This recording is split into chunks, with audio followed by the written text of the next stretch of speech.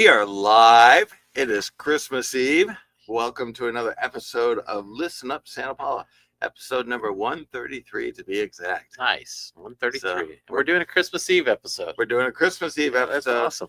Because you and I both know our wives would kill us if we came in on Christmas Day to do our Wednesday show. Probably, yeah. Yeah, exactly. Exactly. We can do a remote from each of our houses, though. We could. You know, We could. That would And be we cool. could check in with each other. You know, what's going on? Yeah, what we each got for Christmas, Yeah. and compare. I got coal. What'd you get? I haven't gotten anything yet, so I'm kind of worried. So we'll see. Hoping my grandkids come through for me, though. Yeah. So, yeah. I'm sure they will. Yeah. So we're running solo because my wife is taking care of my son from Indiana, who flew in as a surprise to her. That's so awesome. So That is awesome. 1 o'clock in the morning or 2 o'clock in the morning, he taps on her to let her know that I'm home because she thought I was at the Magic Castle, and then he asked her to stop the dog from barking, and she's like, "Why don't you stop the dog from barking?" And then she looked up at him and she said, "What did you do with your hair?" Because he's got a crew cut. And then all of a sudden it dawned on her that it wasn't me, it was him. And she jumped up and she, "Woo-hoo!" So Then completely forgot about you, right? that was my Understandable. present. That was you go. my present. Nice. So Okay. my Christmas shopping is done. Yeah. Well, that's so awesome that he came over here. How long is he going to be here? Till Sunday. Till Sunday? Okay. Yeah. It's a nice present. So today we're going to talk a little bit about the House of Magic story. It's back to you again. Back to me again. But this is important. This is very important. And we have to, we're going to end with, all the things we're grateful for and stuff like Correct. that. But this is like the pre-ending. Yeah. As long as I've known you, I don't really know your story as far as how you started to where you are today. Really? I know some of it, Okay. but I don't know the whole beginning. thing. All So right. I think that's kind of what we're going to talk about, right? All right. We will get there. Okay. Right after. Rough Edge FM. Irritatingly irresistible internet radio at roughedgefm.com. There's so much going on in your community that even in this age of information, it's tough to keep up. This show will help. It's all about what's new, what's happening, and what's out there. So if you're ready, sit back and listen up, Santa Paula. I don't know if you noticed that or not, but that commercial was, or the makeup of that intro was from some of the old footage that we did of the original commercial. Yeah, and I've seen those clips in other areas too. Yes. I've noticed that They recently. appear every yeah. Yeah, every so often I've seen that. The city's website. new website, yes, It's, which them walking on the stream. and that just debuted last Yes. Wednesday. Yep. So yeah, if you haven't seen it yet, check it out. It's actually really cool. They did a So- good job with it. Yeah. It's kind of simplified it a little bit better. Yeah, and Jonathan forgot to mention who did the video, but that's okay. It's all right. Well, everybody knows who did it. I'm used to being forgotten, which is why, Why we're here today. like, I ever get forgotten. Yeah. Come on. Okay. You don't let us forget about you. I know. Come on. Yeah. So, all right. So, So, hit me.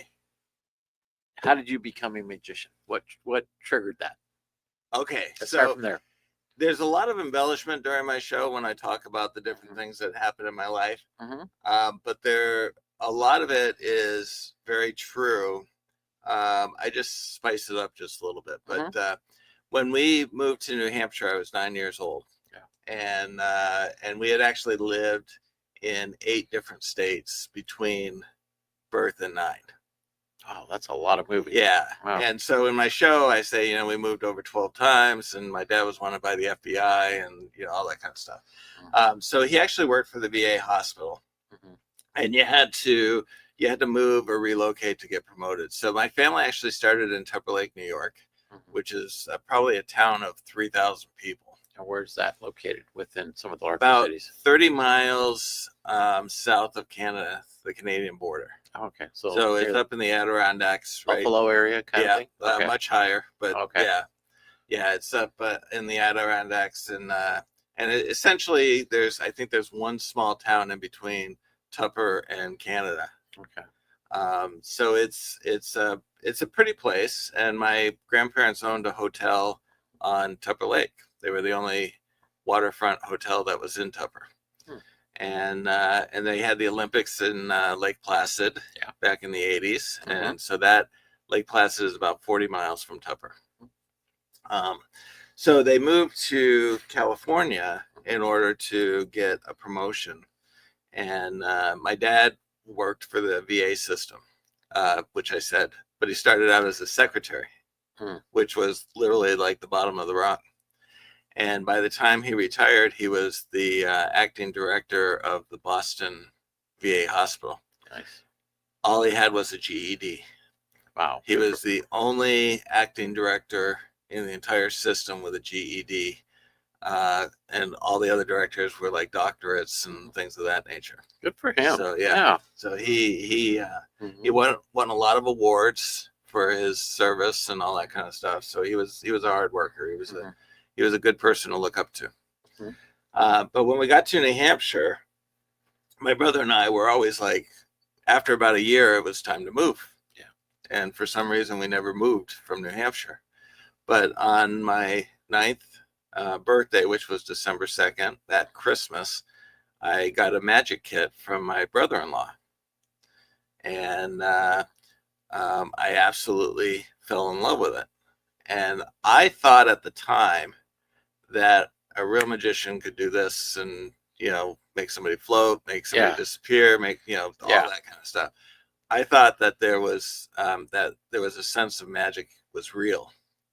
That they just possess that, right? Yeah. Yeah. Okay. All right. And so in the magic kits, I understood that those were tricks, but I thought, okay, so, these are tricks for kids, but when I grow up to become a real magician, it will change. Yeah. And so I got another magic kit for the following Christmas, and I still just absolutely loved it. And at about 12 years old, a friend of mine in the neighborhood also liked magic, so we used to make things and stuff, and we would do different tricks, and we'd put on little shows for our birthday, our birthday parties and stuff like that. And so at 12, I told my parents that I wanted to be a magician, and I wanted to find a real magician that I could call and talk to and find out how do I go about doing this. By that time, I discovered, magic was not real, and more entertaining than anything. Yeah. So I called up this magician by the name of Steve Thomas, and he didn't return the call. It was a voicemail, so he didn't return the call. And so, first of all, my mom was like, "How are you going to find a magician?" And I said, "Can't we use the Yellow Pages?" And at the time, that was what was there. That right? was what was there. Did it list a magician? It had a magician. Wow. Yeah. Okay. It listed a couple of them, and so I called Steve and didn't return my call. I called him again, didn't return my call. And so on the third try, he actually answered. Nice. And I said, "Hi, this is James Lantine. I want to learn about magic, and I was wondering if you could talk to me and all this kind of stuff." And how old were you at this time? 12. Wow, that's pretty good. You So stay persistent. Then. yeah. Yeah. So he talked to me. He wanted to talk to my dad first. Yeah, And- understandable. Yeah, and he explained to my dad that he was sorry for not calling back, but he gets a lot of crank phone calls from kids and all this kind of stuff. And so he would be more than happy to meet with us. And so he invited us over to his home. And he showed us a couple of tricks, and he talked to us about the fact that there was a magic shop in Nashua, which was 30 miles away, and that they have a magic club there and all this kind of stuff. And so we went and looked into that, and I ended up joining the club. It was called Magical Use International. When I was 18 years old, I later became the national secretary of Magical Use International. And then they closed down and merged with the Society of American Magicians, who started a young magicians program called Society of Young Magicians. And so, so I was working with, I was taking lessons. It was every other Saturday. We did it religiously. And my dad would make the trip every other Saturday from 10 o'clock to 11:30. Wow. And we did that for gosh, until I could start driving at 17. So for 5 years. Wow, that's a long time. Yeah. Yeah. And I knew at that moment that when I started going to the magic shop that that's what I wanted to be, and that someday I was going to own my own magic shop, and I wanted a theater attached to it. Did you find that the tricks were coming easy to you to do, or did you really have to work at it and hone your skills? So as a kid, you know, I was never really good at close-up because I didn't have the discipline to like practice and practice and practice and practice. I also shook way too much. And so I always felt it was a little awkward trying to do a card trick when you're like this. Is that just because you were nervous, or just okay? Yeah. And even up into my 20s, I was always really nervous before a show.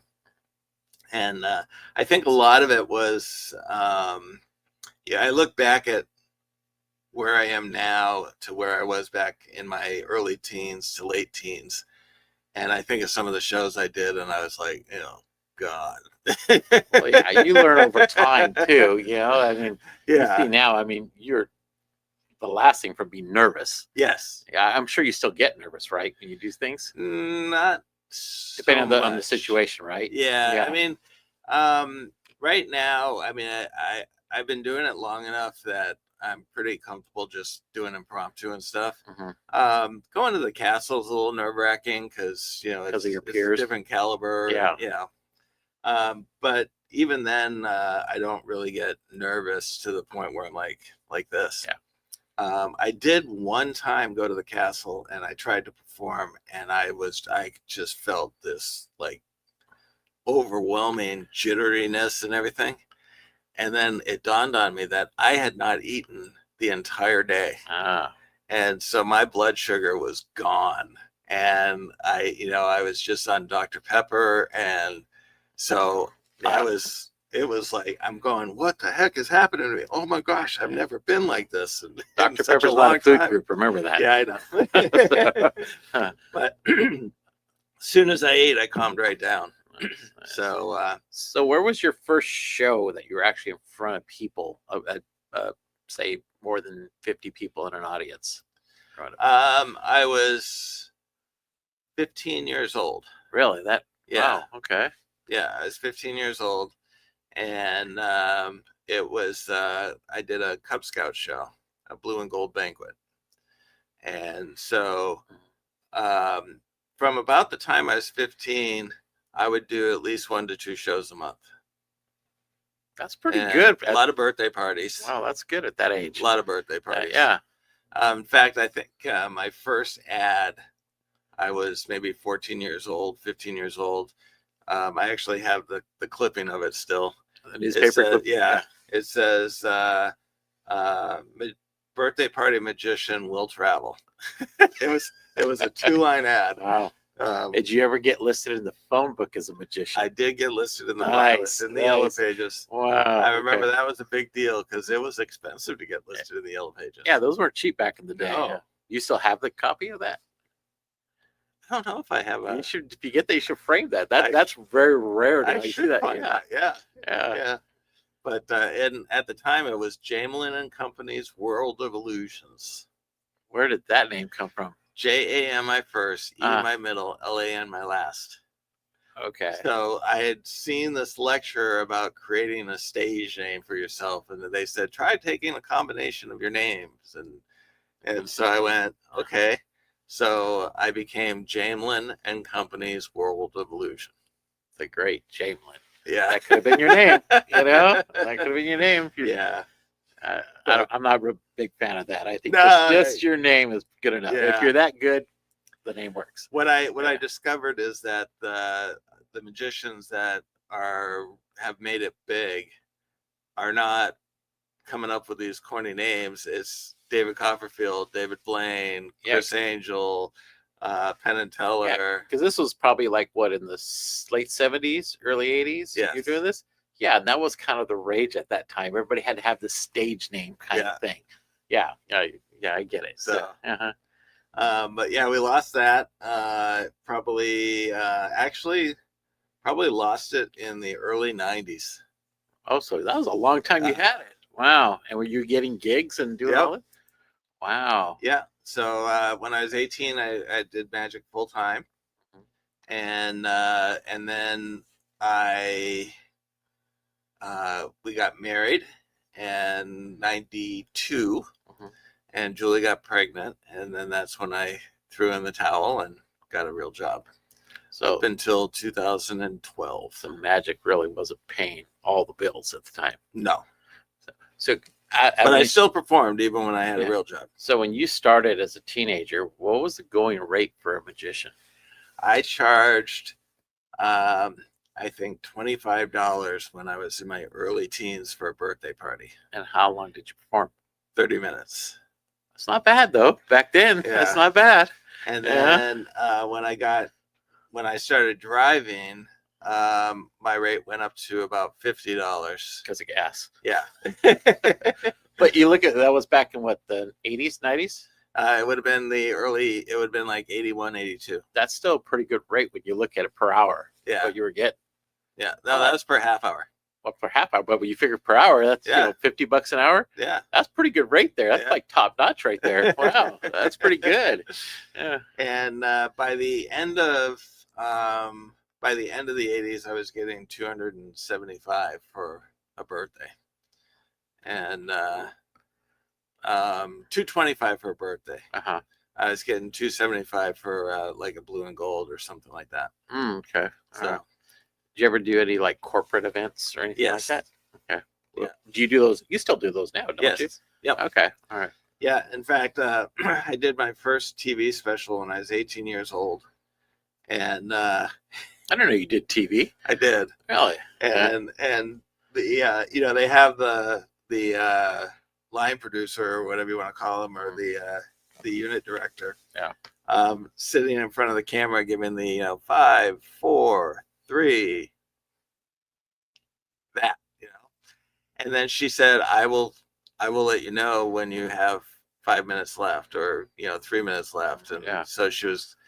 so I started my set, and I was doing it with the host of the talk show and stuff like that, and I went about 10 minutes over my allotted time. Ooh, yeah. And she was over there waving her hands, jumping up and down. Wow. I didn't see jack. I Oh, was so wow. nervous. All I did was focus on the prop, and it was like, And the host didn't kind of prompt you or anything to let you know? well, it was like in the middle of a trick. So, Oh, okay. because we were doing a cutting in 6, and I was cutting the co-host in 6 pieces. And You know how much money you cost like the Yeah. program for the sponsorships well, there? and I kicked out somebody who was supposed to be on the show. Oh, well, that's all right. That's okay. So yeah. I took their time. And but- how did it go? the Oh, trick? she was living. It was awful. I look back on that and I went, "Oh my god!" Well, powder blue tux, ruffly shirt, long, big wow. old collar with Nice. a velvet bow tie. oh my God! Yeah, that picture. I You should did. have that up. Yeah. On the wall. Yeah. So we do a scene in our Magical Life show where we go back in time to when I was that age, and Jared plays me, and we actually got him a powdered blue tux and with a I ruffled remember you shirt. telling me that. Yeah, but he looked good in it. Wow. Looked a lot better than I did. You should do a retro show here, Yeah. like your first tricks and just kind of What was your first trick, by the way, My first trick was that you thought was successful?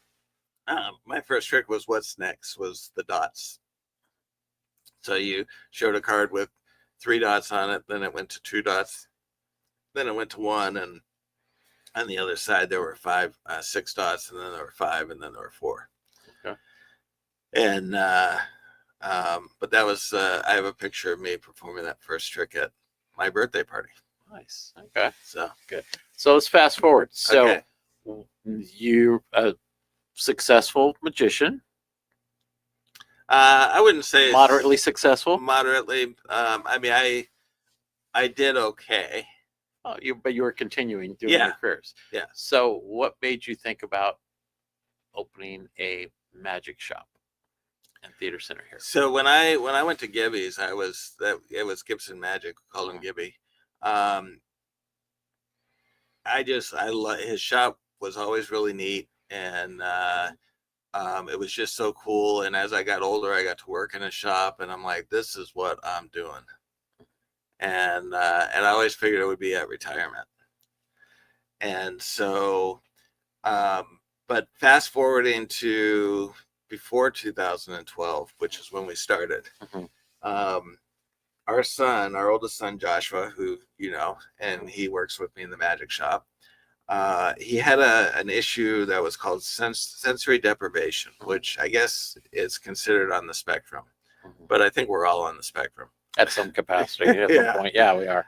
And so he, during his high school years, he would actually get into these kind of fits of rage. He'd, fight with his friends or something, but he would black out. So he would actually lose time, and his friends would be mad at him, and he's like, I don't understand why. And so he had one really good friend that we knew well enough that would come and talk to us and talk about what's going on, because we couldn't understand what the heck is going on. Why is he being like this? Why is he doing this? And we always knew that he had an issue as a young child. Even as a baby, he didn't like to be held. It was like you're squeezing the life out of him.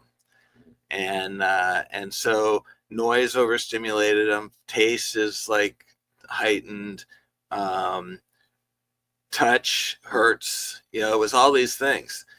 And so in high school, I think it was his freshman year, he was just like, that's it, I'm done. He got into a big fight with his brothers. We were out, and all of a sudden, he was talking about wanting to kill himself. And so we got him to get on the phone with some youth, crisis center. And so they talked to him and everything, and they talked him down. And so we got home, and we started looking at, what do we got to do something about this. How do we, help him? And one of the things that we ended up doing was we got him into classical guitar, and he became really, really, really good at classical. I mean, just phenomenal. And he told his teacher that when he plays music, he sees color, which apparently is a very rare ability, that these people who are just really in tune and in touch, that will actually describe the music as color. And that's what Joshua saw, and it reprogrammed his brain. I mean, he was totally a different person after that. He stopped losing time. He was much happier. He became more adjusted. The senses weren't overstimulated like they were. And so it literally reprogrammed his brain. Nice. And so we had a software company that I was a partner with, 4 other people, and we were about to make the transition from from Windows to the web. And we were concerned about whether or not we'd be able to make that transition, because that was a big leap and a costly one. So we decided to sell. And so I tell people that I was a billionaire for a billionaire. Yeah, I wish. A millionaire for 40 days. Because as soon as we found out we were selling, Julie and I were looking at, what do we want to do? At the time I was 48. So it was kind of like, okay, what do we do? Do I retire? Do we? Yeah. And it was during, I believe, the Obama administration. Okay. And they were making these massive cuts to art programs. And so Julie and I looked at it and we went, the arts are such a vital part of people's development. Yeah. And it's the thing that's getting cut. And what it did for our son was absolutely amazing. And it's like, if the arts had gotten cut from school, Joshua may not have been here. And so we decided that we wanted to invest originally, and I also talked about, hey, I always had this dream about a magic shop. And so one day Julie calls me up and she said, "Hey, I know what we can do to incorporate a center for the arts, but you also get your magic. So we can call it the House of Magic, and magic will be an acronym for Multi-Arts Gallery and Instructional Center. So we will create a center that incorporates all of the arts, and we wanted it to be family-based. And our original concept, which was way too big for the amount of money that we made from selling the company, you know, if there were if there was a place I could go back to, it would be a little bit before we sold the company, and it would be back to a time where we brought somebody on. I would have never brought them on. And amazing. You go back, there's always a couple points in your life you're like, yeah, maybe I should have done that a little bit differently. Yeah. I think we all have gone through that. But so we wanted to build a Norman Rockwell village on this interior. So there would be a bed and breakfast, a police station, a town hall, a toy store, and, you know, all this kind of stuff with a gazebo, and the gazebo would be the stage, and each one of these rooms would be classrooms. Yeah. So mom and dad could come in and take a salsa class while Junior's going in and taking drum lessons, and Sally's going in and you know, taking ballet. And so we set up the center in Ventura, which they were all on board. And we obviously realized quickly that we were going to have to raise a lot more money than what we had in order to do this. That's an expensive venture there. That was a huge, far more than what we had. Yeah. And the building itself was costing us almost $20,000 a month. So it didn't take long to go through what we had. Yeah.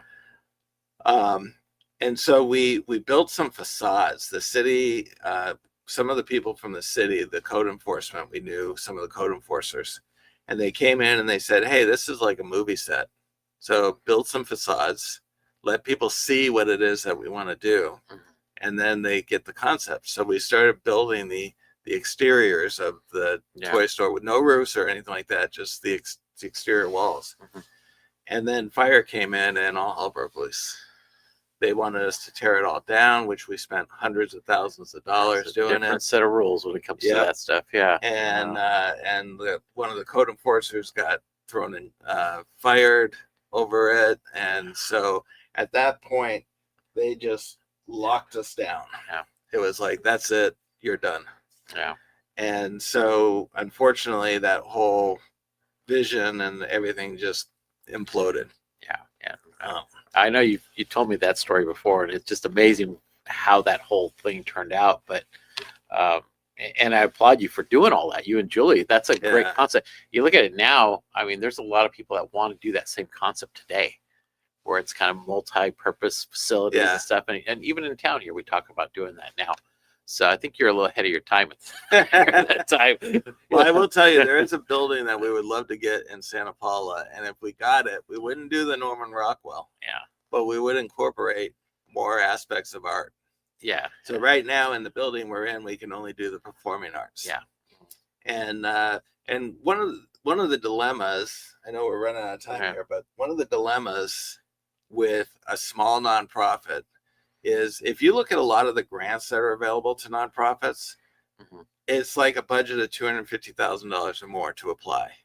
There are so many grants out there, but so many of them exclude the nonprofits that are under $100,000. And there's a lot of them out there. And there are. And so there's a lot of, and for us, it's not that we don't want to be bigger than 100,000.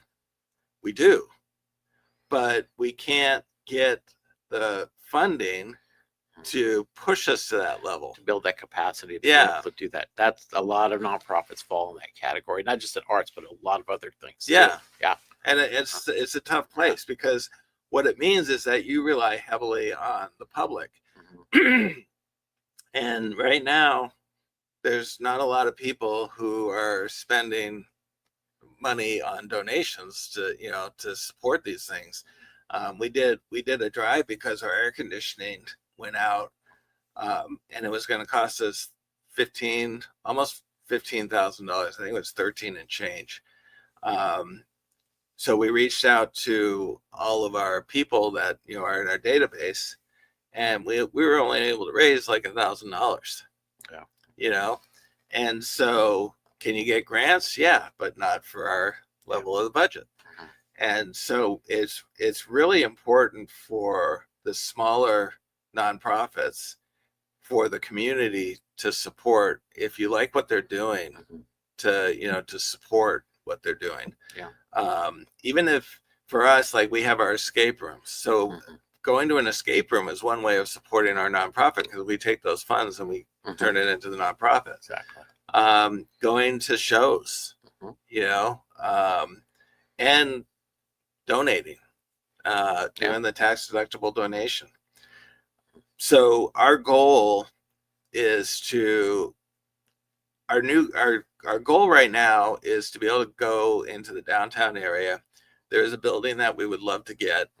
It would allow us to expand back to what our original vision was, and by providing the variety of arts in music and in dance, and as well as performing arts. Right now, we only focus on the performing, but it would allow us to re-envision that goal.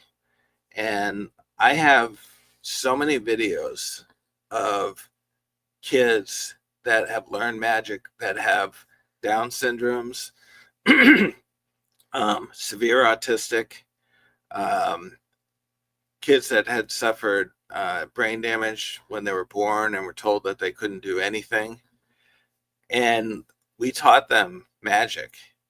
And this one kid that was severely autistic went up and performed at his talent show.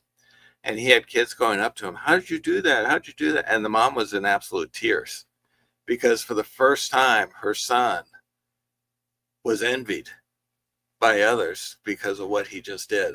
Oh, that's great. Yeah. And so magic has this ability. There's, even though I know we want to incorporate most of the arts, but for me, magic is very dear.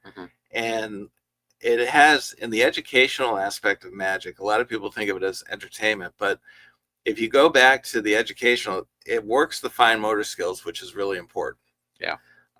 It works your cognitive ability, keeps your mind sharp, because there are things that you have to do that you have to use your mind for. You have to think inside your head, because you got to know, well, if this happens, I got to do this. If that happens, I got to do that. Depending on what results. And it goes along with the STEAM program. So there's science in magic. Some tricks use light diffraction. Some tricks use chemical powders to do certain things. There's all these different things that are related to science that help magicians do certain tricks. And there's there's technology, and there's engineering, levitating, flying, all that kind of stuff is all engineered. And math, there's a lot of effects that use math. You got to understand a lot of math, I would think, for that. And so we are using magic now. I have a book that I wrote called The Magic Mentor, and it's all about taking magic into the educational system. So we're doing homeschool groups. We're doing some after-school programs where we actually teach the kids magic, but it's educationally based. And it really makes a difference, because they're having fun doing it, and at the same time they're learning something. And I've just seen so many people transformed by magic that will never be a magician, but what it's given them in their skills and their fine motor skills and all that will go with them for the rest of their life. Just building that confidence level too. That's huge for a lot of kids. Public speaking, confidence. Exactly. Well, that's fantastic. I mean, that's so here we are. Yeah. So hopefully we can, you can take a look at what that downtown footprint would look like next year. And maybe we can get some additional support. So I know through the chamber, you being a member, we're always here to support you as well. So we're going to look at some other options or avenues for you to pursue as well. We've talked about it. So as we would any member, so And I will tell you that there are 4 people in my life, 5 people in my life, that the only reason why we're still here today my friend Ken Noor, who has been incredibly generous with his money. He's a single guy, and he was smart. He took and invested his money. He has been incredibly generous. Another person by the name of Bob, who just for no reason just took care of us when we needed it. And I have a friend, Rich Kump, who is back east. You know, he's set up an account at his bank because he's the CEO of a bank. And he put money into an overdraft account to help us out. So if we were overdrawn, it would pull from that. My mom has helped us out tremendously. And Julie has sacrificed so much for me to follow this. And I want it to be her dream too. And her dream is not necessarily about the magic, it's about the arts. Yeah, and I've had numerous conversations with her about it. You see the passion that she has for the arts as well. Well, your entire family. Especially performing. Your entire family. I mean, you guys are fully vested in this and in the community as well. You know, with all the things you're doing within the community, you know, through the city, the school district, you know, Parks and Rec Department, you know, things you're doing for the chamber. And the whole way we got into video was because a foundation donated some cameras for us to film an independent film for somebody who wanted to get a movie written or not written but filmed and was never going to make it in Hollywood. And so we got that led us into the whole film production. You're a filmmaker too. There you go. So well-rounded. So well, thanks for sharing the story. That was for your openness, your honesty, and just, you know, telling us the story. And, you know, and just it's all, you know, in our community, that's such a small community, any community, you know, supporting our nonprofits are very important. You know, we have numerous ones in our community, and they're all different and they're all great. So, you know, continue to help support our nonprofits, support the arts. Definitely. You know, that's very, very important, because you talk about that, you know, funding gets got cut way back then. It's still getting cut today. And it's unfortunate that you're seeing that when there's so many talented kids that just need that little something, a little help, and programs like yours and others could make a difference in their lives. And hopefully we can rally kids at risk. Exactly. You know, you find them in the arts, and and it's it can be life changing. So I know there's, you know, the county here has done some great job putting some funding for the arts and stuff, but I think as a whole, I think nationwide we need to invest more into the arts. So hopefully we'll see that coming up next year. We'll see. But continue to support nonprofits. Continue to support the House of Magic Foundation for the Arts. Anything else you have to share with us? THOmagic.org. There's a big old green donation button right there. So we still got to deal with those air conditioning units when summer comes around. It's not bad right now. It's kind of cold right now, so we're okay. So I have my jacket on still. But yeah, so we can start building the pool now. Exactly. So you can find them on the SantaPaulaChamber.com website, along with all the events coming up, events that you have coming up as well. Stuff within, just in general, within the community. So there, the chamber, heritagevalleyca.org is another good resource for things that are going on within the valley. Next show we'll talk about some grand openings coming up in January. We've got some exciting stuff coming up, and next week we'll be doing our end of the year show, right? Next week will be the end of the year show. We're going to do a year in review. So perfect. So anyway, I'll let you sign off. All right. Well, with that, thank you all for listening. Have a great Christmas. And if you celebrate Hanukkah, which starts on the same day as Christmas this year, happy Hanukkah. And with that, we will see you all next week.